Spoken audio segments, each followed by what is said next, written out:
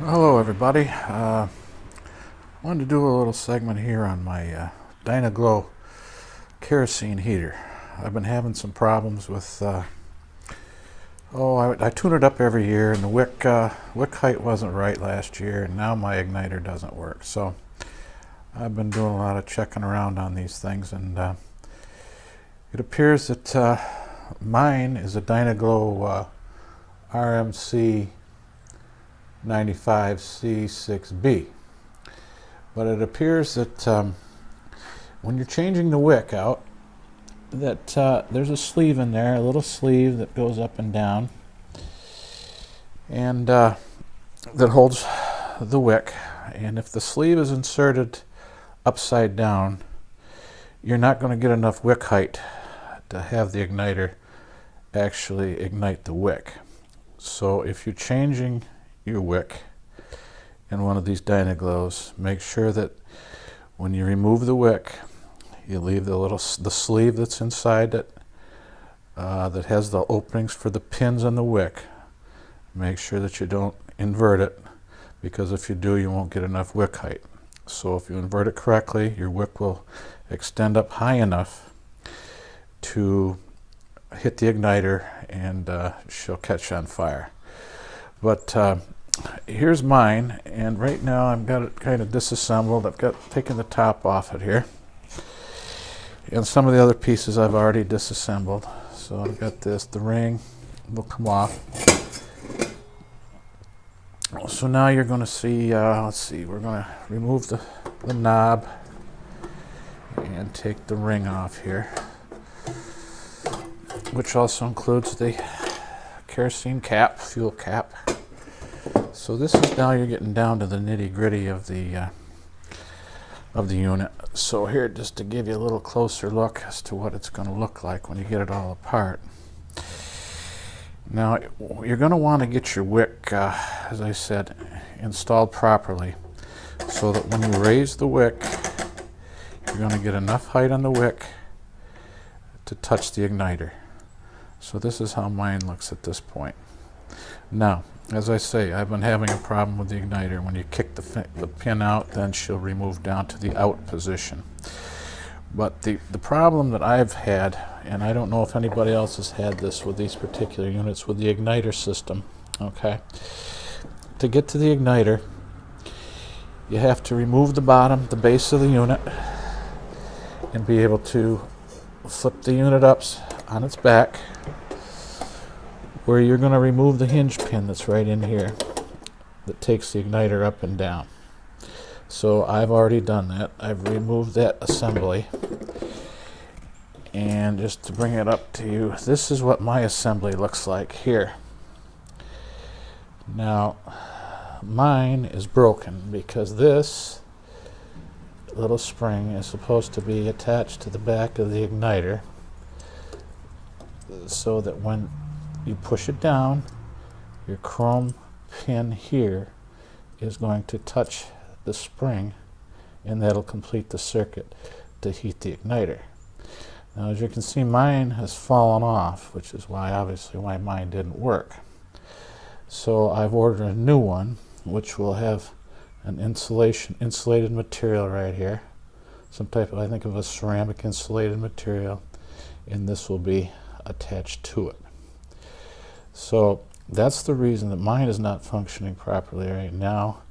If yours doesn't function, you may want to take it apart and examine this, because it doesn't look like it was a very good actually designed to start with. But anyway, that's what we've got. So as soon as I get my new one, I will continue on with the video, and we'll reassemble it and see how it works. Thanks for watching. Okay, well, we're back. I got finally received my new igniter assembly in the mail today, and just wanted to show you the difference in the parts and the problem I had to start with. As I told you earlier, this is mine. As you can see, the spring has become detached from it here. So the new assembly here, you can see that the assembly in the back has the electrical insulator piece here, to keep the circuit from connecting constantly, like this one. So the basis of this is when this brass contact touches the spring, it will connect and complete the circuit so that your igniter will heat and then therefore ignite your wick. So old and new, very important difference there. So now that I have my new one, I'm going to install it into my kerosene heater, and once I get it in, we'll continue on here. Okay, I'm back, and here's what we've got. I've got it all assembled. I got the igniter back in. I'm just going to give it a quick test here to make sure that when she comes up, she lights up, and there she is.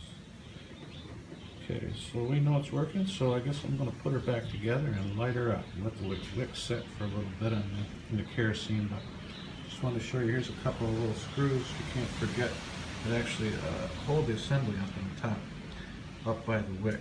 So don't forget to put those back in, or nothing will stay together. So anyway, once I get her lit, we'll take a little more video and then we'll wrap it up. Hope it helps somebody.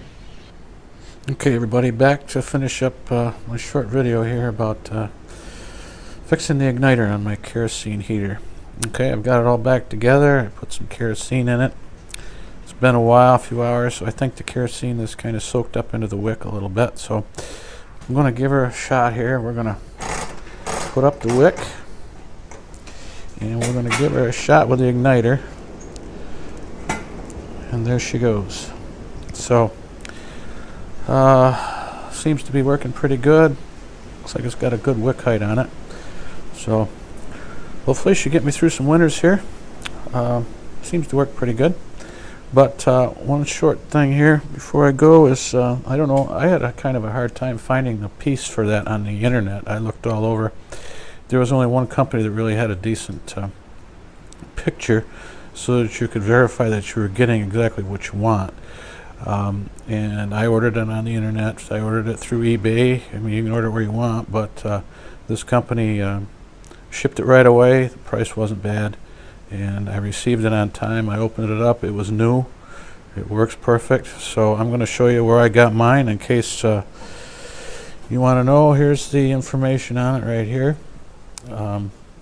Seemed to be a reliable company. As I say, I've only ordered the one thing from them, but if you want to give them a shot, it might save you looking a lot of places. So anyway, that's my kerosene heater's working. It's kind of a cold day here in northern New York, so I'm going to put the garage door down here on my shop and see if she'll warm it up a little bit. Okay, well, take care.